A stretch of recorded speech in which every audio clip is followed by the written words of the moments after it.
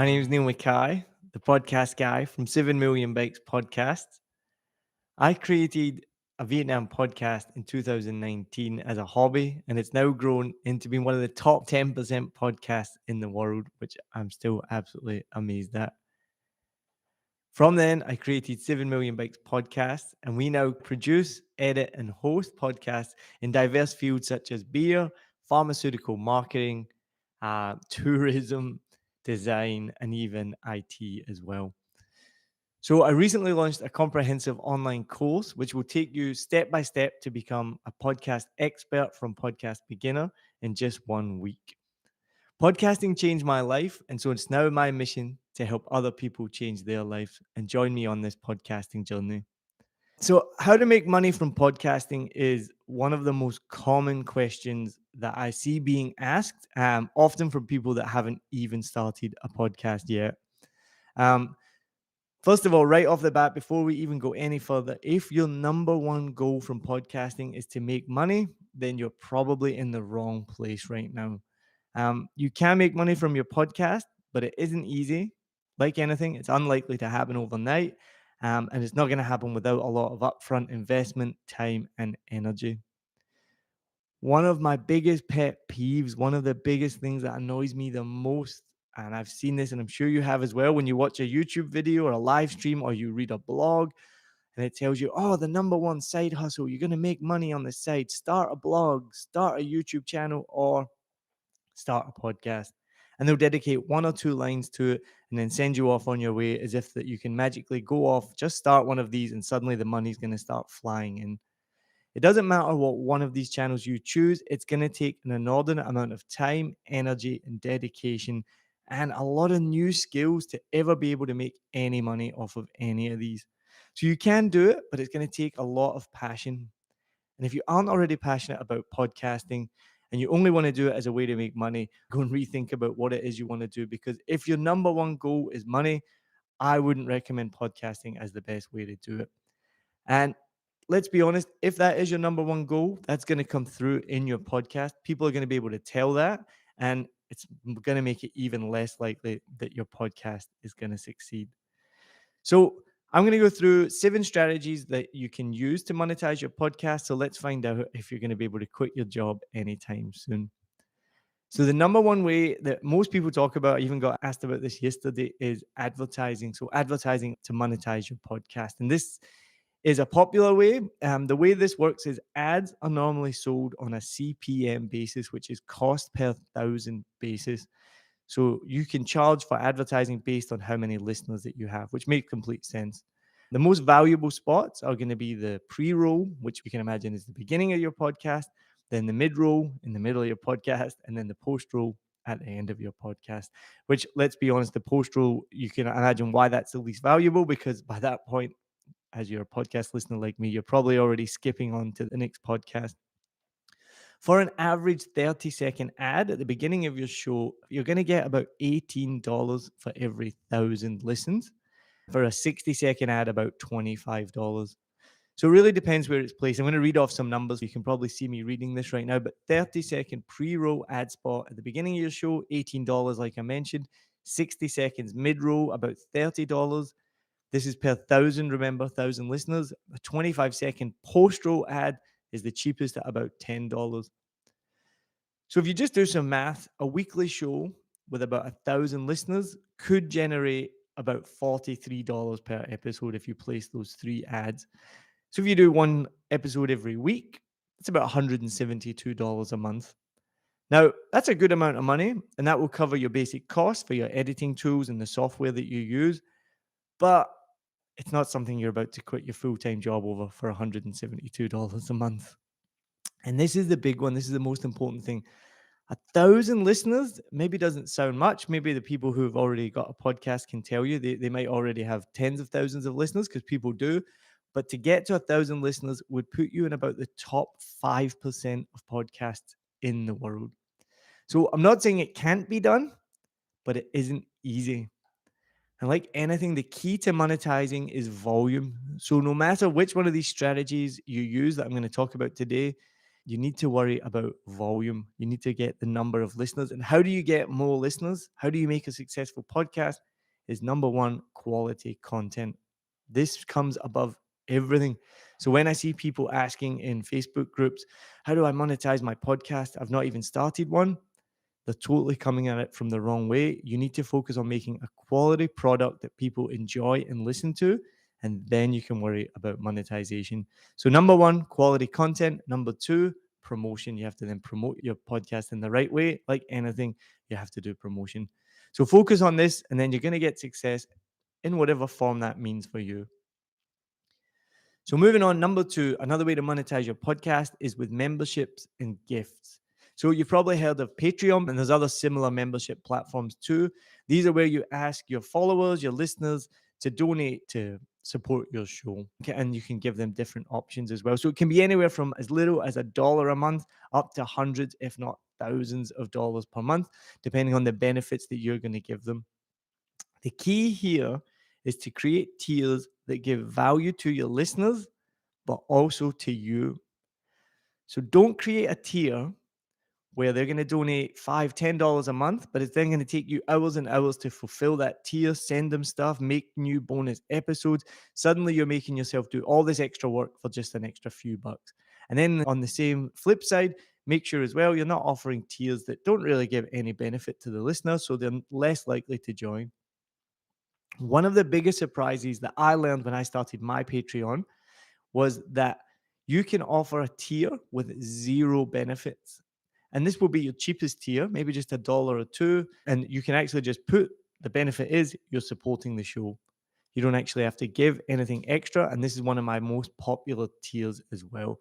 So one of my favorite content creators, Julie Nolke, she was the Canadian actress and comedian who created many videos, but the one that went viral was during the pandemic when she was talking to herself and that was explaining the pandemic to her past self. And this went massively viral.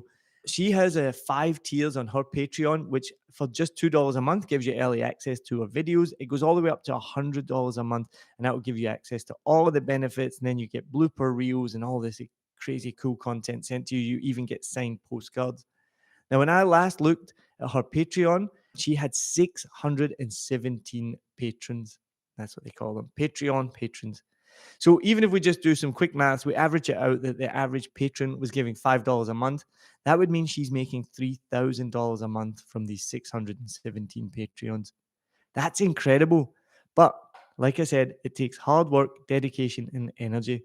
$3,000 a month is amazing, but it doesn't include all the time, energy, and hard work that she put in. And I've watched her talk about this for years with almost no benefits at all, not making any money, doing it because she loved it and she had fun. And eventually she went viral, and now suddenly she's making thousands just from Patreon, then obviously more from YouTube advertising as well. So my Patreon follows a similar strategy. I have a really low starting point, as I said, $1 a month with no benefits, and people enjoy that just because they want to support you, and then it kind of tiers up from there. I advise creating at least 5 tiers. So you want to do one at the bottom, really low, then create a really high one, almost one that nobody's really going to do. I've seen ones, if you know the show, the Best Ever Food Review Show, one of the biggest YouTube channels on YouTube.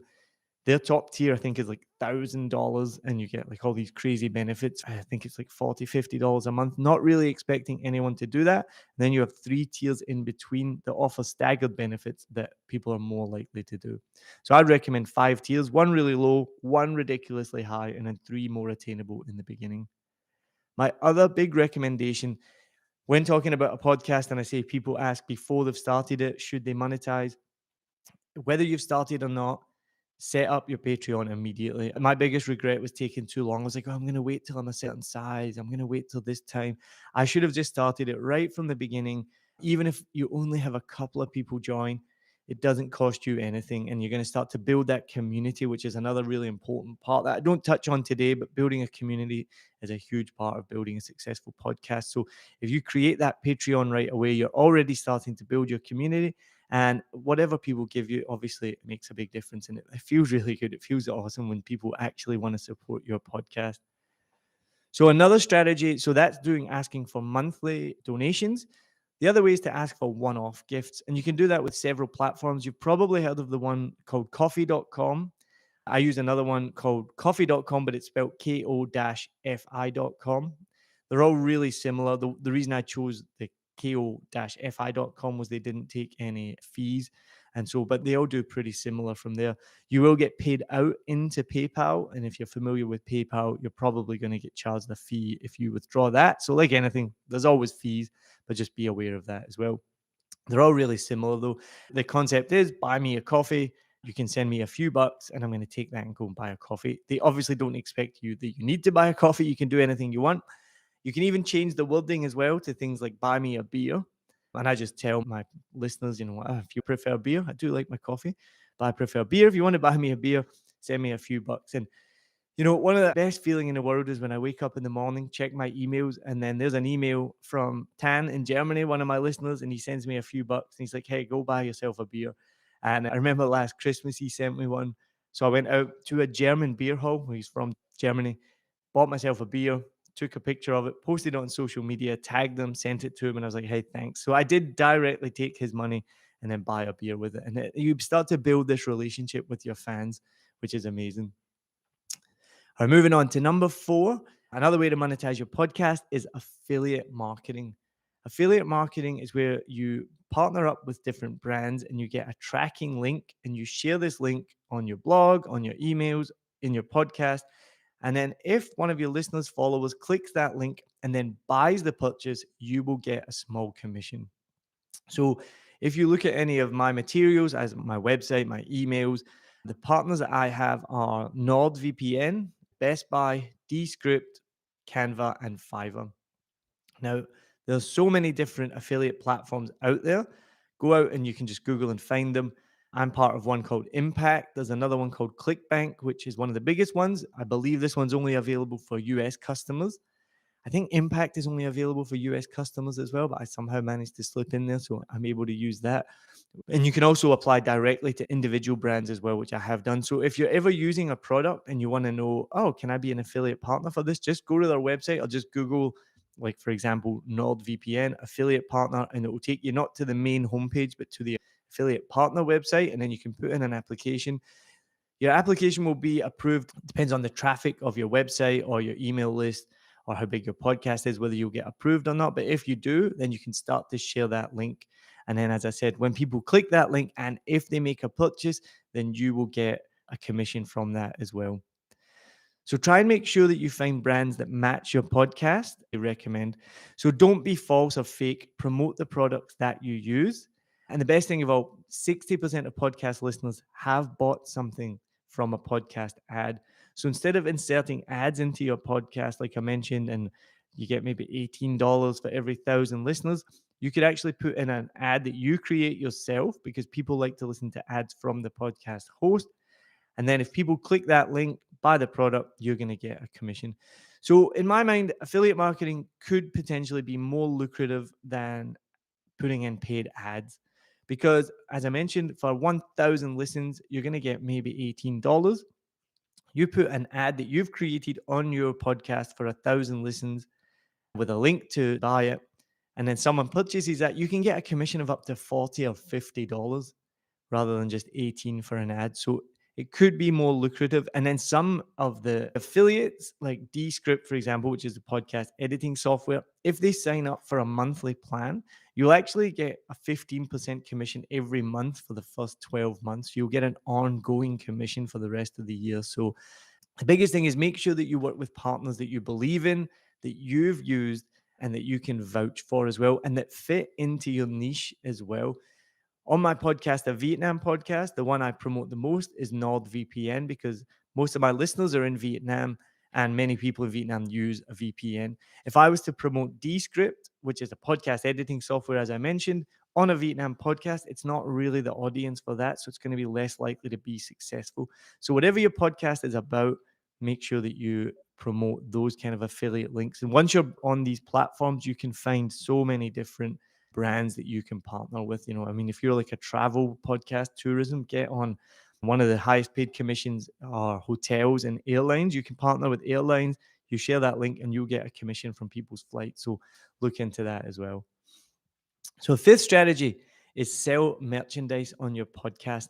Now, this is one of the strategies that I haven't done and I would not recommend. Okay. It's really low on the monetization strategies, primarily because the markup on merchandise can be quite low, especially compared to like a $40 affiliate commission. To make $40 off of merchandise, you're maybe going to have to sell something that's worth $80 or more to make that $40.